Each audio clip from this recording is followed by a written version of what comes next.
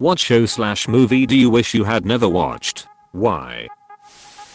Dragon Ball Evolution. Don't think I need much of an explanation with this one. Nope. I still don't get why they made it like that. There was no link between the Ozaru and Piccolo. May was Pilaf's servant, not Piccolo's, and there's no airbending in Dragon Ball. Why make Goku a high schooler?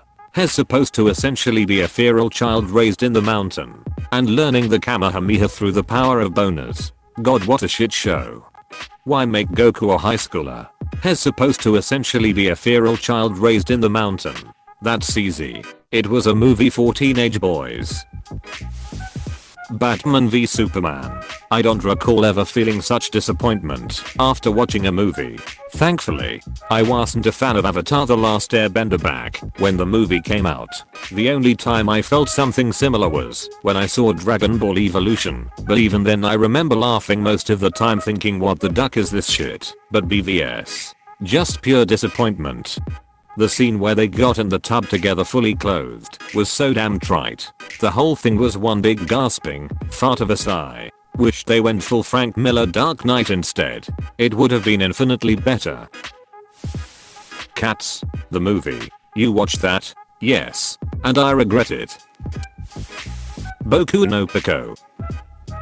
Never watch Boku no Pico. #THIS is not a joke. It is a dire warning. Carrot, my poor eyes. Close bracket. What's wrong with Boku no Pico Academia? Do you mean Boku no Pico Macadamia Nut?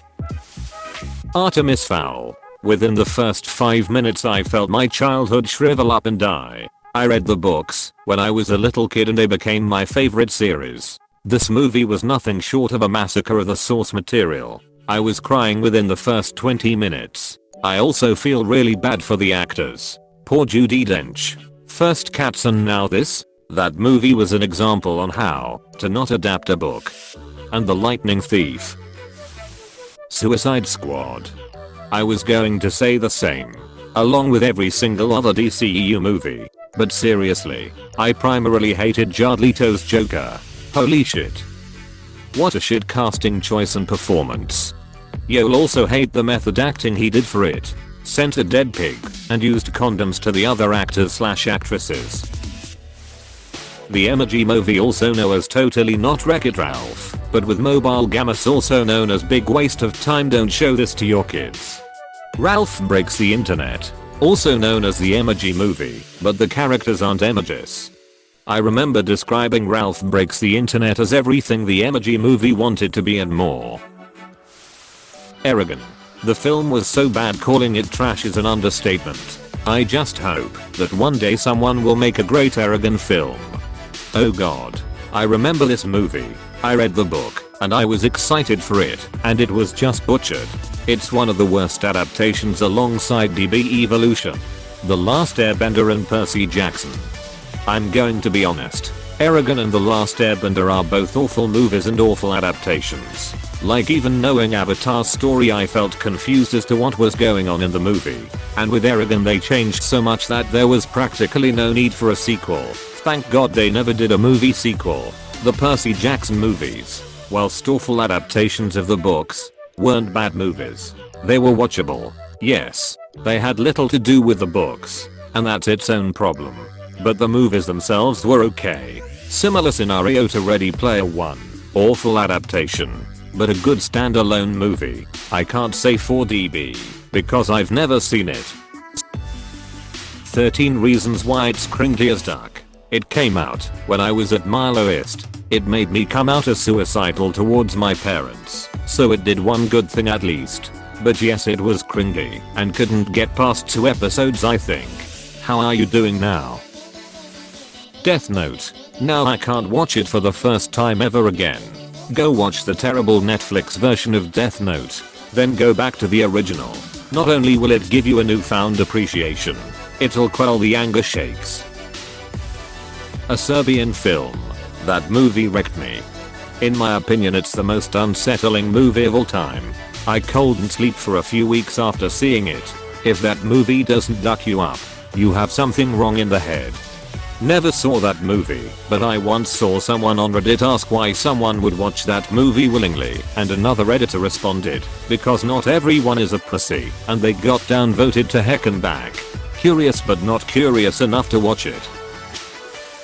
Firefly. Now I'm cursed with wanting more, but I know that can never be. Yep, this is the one. The Last Airbender. My sister and I had to pause it so many times and take some time to recover from how much is wrong with this movie. This movie doesn't exist. There is no The Last Airbender movie in Basing SE. Here we are safe. Here we are free. r/lakaleo gay. The Black Mirror episode where the Prime Minister of the UK ducks a pig. Ah yes, the pilot. I knew what kinda show it was gonna be right then and there. It's like paying the blind at the poker table. You buy in with that episode, so you know what sort of game you're playing. Dear Zatari's saddest documentary I've ever seen. Better to see it without spoilers. It's about family, injustice, loss and friendship. I'm never, ever watching that documentary again. It made me so sad and angry. Do people even watch documentaries more than once? Game of Thrones after season 5. Edit. Forgot the why. The adapters had little source material to copy off of, and they botched all the characters and rushed it. Season 8 was so bad the entire series is now unwatchable. It was so bad that it disappointed me, and am not even a fan, and have never seen a single episode. My siblings loved the show, and were always so excited about it. It legitimately made me sad for them that they didn't get a worthy ending to their favorite show. Open bracket. We cannot say its name, but the Percy Jackson movies cough. What movie? I don't know. I do remember a Peter Johnson movie being released, but I may have had a moment of madness when writing this, because there are no Percy Jackson movies. Not technically a show, but don't hug me, I'm scared. I don't know why, but I'm unnecessarily terrified of it. Like every horror movie I've seen, I've shrugged off in a day, but DHMIS haunts me. It uses the discord between childhood imagery and the incredibly unsettling content to strike at your vulnerabilities. You watch a horror movie and you are thinking this is a horror movie. These are things that happen in a horror movie. I watch DHMIS, and you are thinking of your childhood when you watched Barney or the Teletubbies and having that be intruded upon. Trojan horror. Dude, the phrase Trojan horror is absolutely fantastic, and one I'll have to steal from you. Also, you're 100% right. Agents of S.H.I.E.L.D. But only so I can watch it again for the first time. Yes, I wholeheartedly agree with you. Mother oh my, that was the most messed up shit I have ever seen.